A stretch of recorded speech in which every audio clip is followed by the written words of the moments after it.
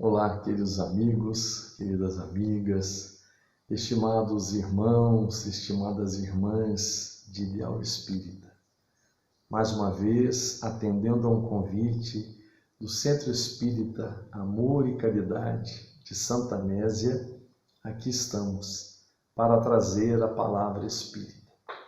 E queremos neste instante cumprimentar a todos os diretores e trabalhadores desta casa pela passagem de mais um aniversário dessa instituição. Que todos se sintam abraçados e que recebam as bênçãos de Deus e de Jesus. Vamos orar. Querido Pai, querido Jesus, estimados amigos espirituais que nos envolvem neste instante de trabalho, de estudo, de confraternização, mesmo que virtualmente. Que essas nossas expressões de paz, de luz, constituídas nas nossas vibrações de carinho fraternal, se estendam por toda a humanidade, em particular, junto dos nossos irmãos em sofrimento, possam elas chegar para aliviar as dores, amenizar o sofrimento, estancar as lágrimas, seja no plano espiritual ou na terra, que estes nossos irmãos do caminho, passando por dores e tribulações, sejam visitados pelos grupos socorristas que trabalham com Cristo Jesus e que Deus ampare, abençoe e ilumine a todos. Que assim seja, graças a Deus. A temática proposta é Espiritismo, Amor e Caridade. E encontramos em João, no capítulo 14, versículos 15, 16 e 17. Se me amais, guardai os meus mandamentos, e eu pedirei ao Pai, e ele vos enviará um outro Consolador, que permanecerá convosco. O Espírito da Verdade, que o mundo não pode receber porque não vê e não o conhece, mas quanto a vós, ele estará convosco e assim permanecerá. O Santo Espírito, que o meu Pai enviará em meu nome, vos ensinará todas as coisas e vos fará lembrar de tudo aquilo que eu vos tenha dito. Creio em Deus, pela beleza da paisagem, pelas aves que voam, pelas árvores que frutificam, pelo perfume das flores, pelo ar que se respira e pelo céu, terra e mar. Creio na imortalidade da alma, princípio inteligente em que residem o pensamento, a vontade e o senso moral. A morte destrói o corpo, mas o espírito triunfa e conserva a sua individualidade. Desligado do laço que o prendia à terra, ele possui o corpo etéreo e a condição de espírito errante. Creio na comunicabilidade dos espíritos, porque se a alma se sente ligada a um corpo fluídico, nada será mais lógico do que a sua intervenção no mundo visível. Creio na pluralidade das existências. Como disse Jesus, ninguém verá Deus senão nascer de novo. É a reencarnação, a lei da evolução. Alcançaremos o nosso objetivo não apenas em uma vida. Temos que redimir as faltas que houvermos cometido em outras passagens e procuraremos renascer entre espíritos que nos são simpáticos ou então difíceis, para que possamos suportar com resignação as provas a que nos dispomos passar. Creio na pluralidade dos mundos habitados. Seríamos egoístas se pensássemos que apenas a Terra pudesse ser habitada e podemos refletir sobre as palavras do Mestre: há muitas moradas na casa de meu Pai. Quem sou? Conheces-me? A minha máxima se resume em: fora da caridade não há salvação. A verdadeira caridade, sem pedir nada em troca, tendo como exemplo maior Jesus. A minha doutrina foi ditada pelos Espíritos e codificada por Kardec. Sou o Consolador, prometido pelo Cristo. Sou o Espiritismo. Assim, o Espiritismo, nesses 5 princípios básicos, quais sejam a crença em Deus, a crença na imortalidade da alma, a crença na comunicabilidade dos espíritos, a crença na pluralidade das existências, a crença na pluralidade dos mundos habitados, nos faz entender a vida do espírito, a criação divina, a pré-existência do espírito e a sua sobrevivência pós-mortem, a comunicabilidade dos espíritos através da mediunidade, a reencarnação como base, como pilar básico da justiça divina, a chance do recomeço, da reedificação, da retomada, da reconciliação, do perdão, os mundos habitados pelos quais peregrinam os espíritos na sua escalada de evolução, a nossa trajetória íntima, pessoal, intrapessoal e interpessoal, num caminho de sociabilidade para a construção das relações de família, não só a família corporal, mais do que isto, a família espiritual, fortalecendo os laços afetivos, os laços reais do amor, que nos encaminharão à família universal, à família espiritual. Filhos e filhas de Deus que somos todos nós, irmãos e irmãs de Jesus, nesta trajetória luminosa do primitivismo aos dias de hoje. Momento em que a cada reencarnação, do berço ao túmulo, desenvolvemos as nossas potencialidades, as nossas capacidades, num processo de amadurecimento mental, psicológico, emocional, moral e espiritual, vamos nos tornando criaturas melhores e no exercício, na conquista das virtudes, no exercício cotidiano, prático, diário, vamos nos autoconquistando e encontramos na prática do amor, na prática da caridade, o caminho que nos levará à vitória, à felicidade. Assim o Espiritismo nos esclarece, nos consola e nos conforta os corações. Assim o Espiritismo nos apresenta este roteiro de diretrizes de segurança, quando tendo Jesus como modelo e guia para a nossa humanidade e pensando sempre o que faria Jesus se estivesse em nosso lugar, nós vamos definindo, escolhendo, optando pelos caminhos que realmente nos levarão a estados de satisfação, de completude, de plenificação interior. E o Espiritismo, então, tem como lema: o fora da caridade não há salvação.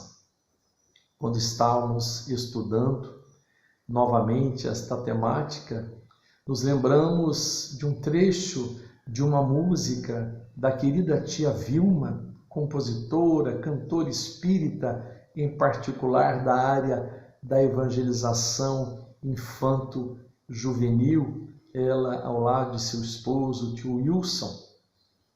E essa canção diz assim: quando a caridade chega, toda a tristeza logo se vai. Quando a caridade chega, quem chorava não chora mais. a caridade, expressão do amor.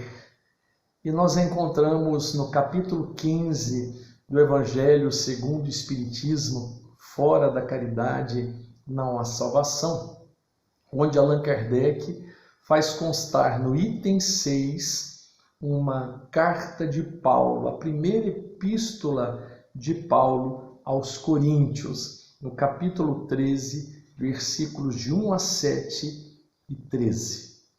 Ainda quando eu falasse todas as línguas dos homens e mesmo a língua dos anjos, se não tivesse caridade, não seria senão como um bronze sonante e um símbolo retumbante. E quando eu tivesse o dom de profecia, penetrasse todos os mistérios e tivesse uma perfeita ciência de todas as coisas, quando tivesse ainda toda a fé possível, até transportar as montanhas, se não tivesse a caridade, eu nada seria. E quando tivesse distribuído meus bens para alimentar os pobres, e tivesse entregue meu corpo para ser queimado, se não tivesse caridade, tudo isso não me serviria de nada. A caridade é paciente, é doce e benfazeja. A caridade não é invejosa, não é temerária e precipitada. Não se enche de orgulho, não é desdenhosa. Não procura seus próprios interesses, não se melindra e não se irrita com nada. Não suspeita mal, não se regozija com a injustiça, mas se regozija com a verdade. Tudo suporta, tudo crê, tudo espera, tudo sofre. Agora, estas 3 virtudes, a fé, a esperança e a caridade, permanecem. Mas entre elas, a mais excelente é a caridade. São Paulo, primeira epístola aos Coríntios, capítulo 13. E Allan Kardec, no item 7, faz então o seguinte comentário. E fez mais, definiu a verdadeira caridade, mostrou-a não somente na beneficência, mas na reunião de todas as qualidades do coração, na bondade e benevolência para com o próximo. Então, citando São Paulo, diz Allan Kardec que ele não só definiu a verdadeira caridade, fez mais, mostrou-a não somente na beneficência, mas na reunião de todas as qualidades do coração. O Espiritismo é esta doutrina, como dissemos há pouco, esclarecedora, confortadora, que nos apresenta neste roteiro de luz da vida do Espírito, do berço ao túmulo e após atravessar o túmulo, chegando do outro lado da vida, no encontro com a sua própria consciência, a realidade da sua existência. E tanto quanto nós entendemos então que a caridade, o amor são estes caminhos reais para a construção da nossa felicidade, precisamos buscar então o que diz Allan Kardec, além da beneficência, que é uma prática comum no campo da chamada caridade ou da assistência social, hoje com uma política pública do nosso país, mas também na realização de pequenos trabalhos assistenciais desenvolvidos particularmente por cada um de nós, mas também pelas instituições religiosas, como também as espíritas. Além da beneficência, precisamos então desenvolver as qualidades do coração. São Paulo diz que a caridade é paciente, é benfazeja, não se melindra. Então nós entendemos que precisamos nos utilizar deste preceito da caridade, para conosco mesmo, para com o outro, porque nesta relação de sociabilidade, da construção das nossas relações, todos nós, por assim dizer, temos as nossas carências, os nossos medos, os nossos temores, as nossas vicissitudes, as nossas dificuldades que fazem parte do caminho. E todos estamos na mesma estrada, né? É o que o Espiritismo nos apresenta como orientação. Todos nós, filhos e filhas de Deus, irmãos e irmãs de Jesus, nesta caminhada evolutiva, nesta peregrinação pela terra de forma temporária, mas a cada encarnação ou a cada reencarnação, vamos então nos reconstruindo, vamos nos refazendo, vamos destruindo em nós o materialismo, as chagas da humanidade que são o orgulho e o egoísmo, e vamos conquistando as virtudes reais do espírito, baseadas no amor e praticadas no dia a dia através de atitudes cotidianas, né? Atitudes que partem do nosso coração, da sensibilidade da nossa alma, porque nós pensamos, nós nos emocionamos, mas o comportamento, a conduta é o resultado então dos nossos pensamentos, tanto quanto das nossas escolhas, da nossa vontade, e a observância destes sentimentos que vão coroando o nosso coração. O Espiritismo, então, é uma filosofia de vida, que quando nós aprendemos que Deus é Pai, justo, misericordioso, bom, e que concede a todos nós, a cada um de nós, as oportunidades de regeneração, as alternativas boas, saudáveis que estão à nossa frente diante das circunstâncias da vida, de que todos nós temos a chance de um recomeço, de uma retomada. Emmanuel chama a reencarnação de bênção do recomeço. Então, enquanto estamos reencarnados, todos os dias, todas as horas, a cada instante, estamos tendo esta chance da prática do bem, de voltarmos os nossos olhos ao bem, à luz, à paz, de cultivarmos as boas virtudes, de cultuarmos Deus na intimidade do próprio coração, uma vez que diz a mensagem bíblica que Deus habita em nós e que nós somos o templo de Deus. Então Deus está em nós, e o nosso Pai, que nos quer bem, que nos criou para a vitória, para a felicidade, e introjetou em nós essas potencialidades que irão emergir, que irão desenvolver, crescer a partir do momento em que vamos progredindo passo a passo, etapa a etapa, porque assim como a natureza não dá saltos, também nós não damos este salto, né? Como se costuma dizer, maior do que as nossas pernas possam conseguir atingir.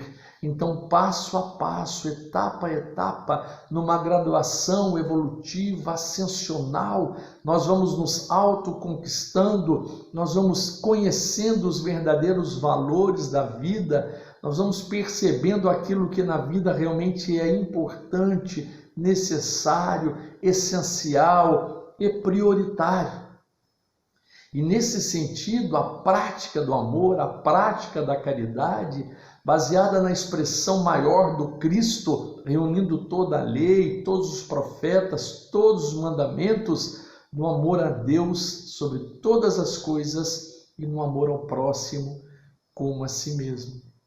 E como os Espíritos responderam a Allan Kardec no Livro dos Espíritos, que o verdadeiro sentido da caridade é a benevolência para com todos, a indulgência para com as faltas alheias e o perdão das ofensas. Então, além da beneficência, que é a prestação de serviços comunitários, individuais e coletivos, para alimentar os famintos, para enxugar as lágrimas dos que choram, para matar a fome, né? Não só do corpo, mas da alma, como também oferecer o cobertor a quem tem frio, o medicamento a quem está doente, além desta beneficência que nós realizamos nas nossas atividades assistenciais, nós estamos buscando desenvolver o exercício desta caridade de ver o outro, de escutar o outro, de perceber as suas dores, as suas necessidades. Todos nós, como dissemos, temos as nossas dores, temos as nossas fomes. Muitas vezes processos neuróticos ou neurotizantes, processos fóbicos, de medos, de receios. Temos os nossos anseios. Cada um de nós é um mundo em si mesmo. E nós estamos então aprendendo a cuidar de nós e a também cuidar do outro. Cuidar do corpo físico e cuidar do espírito. Então a dinâmica da vida, sob a ótica do Espiritismo, nos apresenta então estas orientações de que o espírito imortal, criado assim por Deus, para a vitória, para a felicidade, necessita autoencontrar-se, fazer o que chamamos de conhecimento de si mesmo ou de autoencontro, o encontro do self, baseado na psicologia transpessoal de Joana de Ângeles, para que, em tocando os nossos pontos íntimos, nevrálgicos, conhecendo-nos na intimidade, nós possamos então identificar o que em nós já são ganhos, o que ainda são perdas. O nosso lado sombra e o nosso lado luz. O quanto estamos buscando a paz ou o quanto nós nos permitimos ainda envolver nas guerras de todo dia, dos vocábulos, das expressões, da discussão de ideias, dos conflitos pessoais, interpessoais.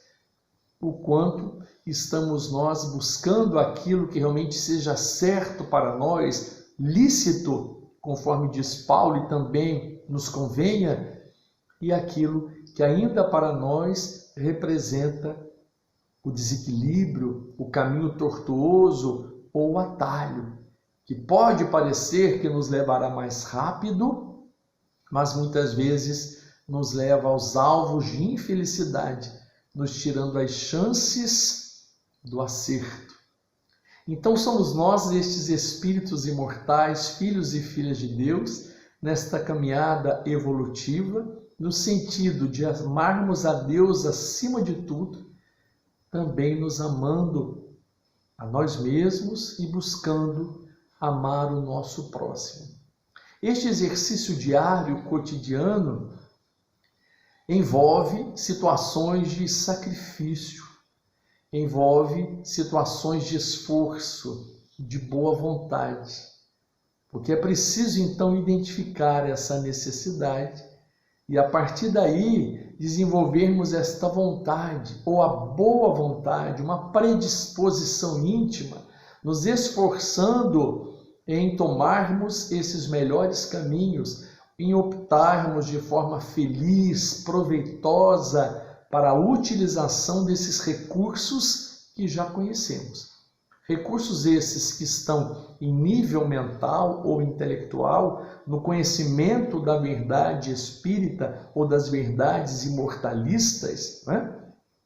Do Espírito, baseadas no Evangelho do Cristo, nas leis divinas, leis estas que estão gravadas na nossa consciência e cujo despertamento da nossa consciência vai nos levando então ao conhecimento das coisas do Espírito, das coisas de Deus. Tanto quanto nós progredimos intelectualmente, vamos então desenvolvendo as nossas emoções, os nossos sentimentos, a conquista de virtudes, realizando então o desenvolvimento moral. Conhecereis a verdade e a verdade vos libertará. Este processo de libertação continuado, depende também da nossa perseverança. Dizia Jesus, perseverai até o fim. Fim, finalidade, objetivo.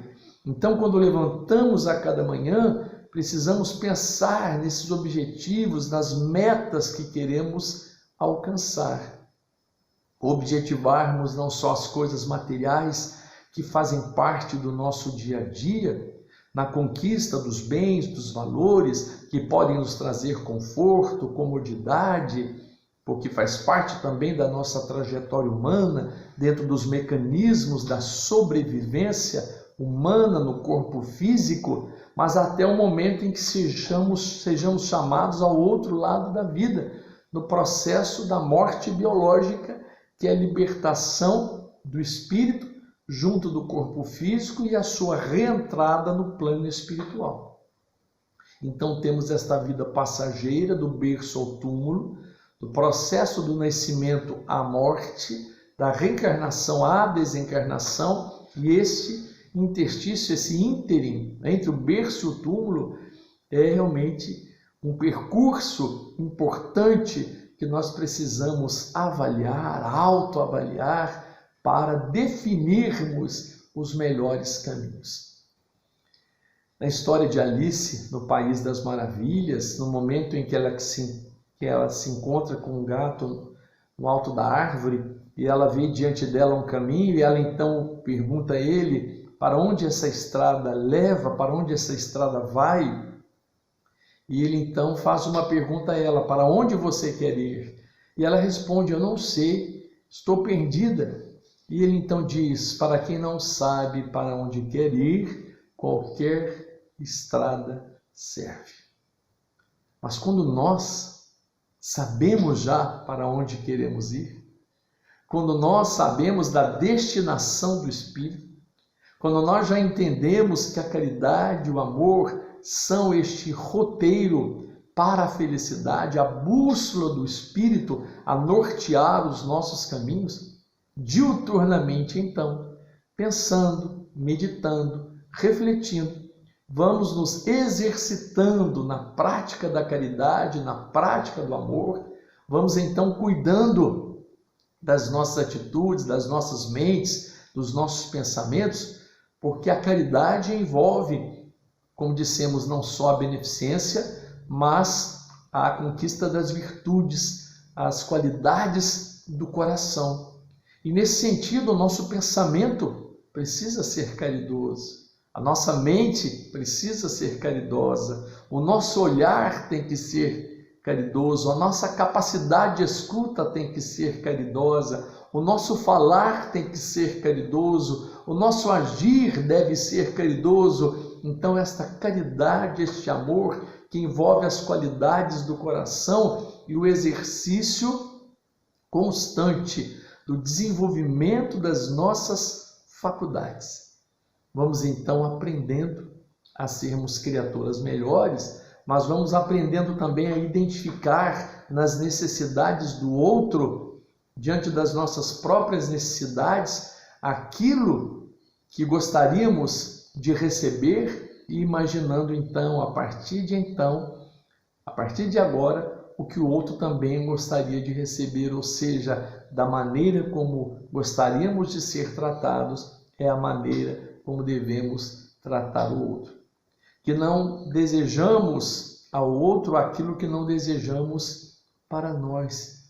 Enfim, o Evangelho apresenta-nos este roteiro e Jesus coloca dentro da caridade, que Allan Kardec diz aqui no seu texto, então, que a caridade, não somente a beneficência, reunindo as qualidades do coração na bondade e benevolência para com o próximo, e lembrando aqui Paulo que entre a fé, a esperança e a caridade, a mais excelente é a caridade.